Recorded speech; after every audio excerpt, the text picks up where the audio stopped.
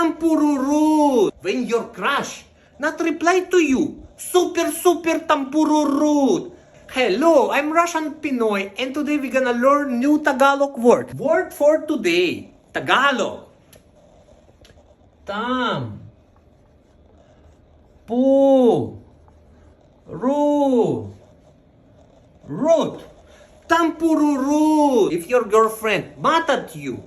Tampururut. If your girlfriend rolling her eyes like this. Tampururut. When your girlfriend wanna hit you.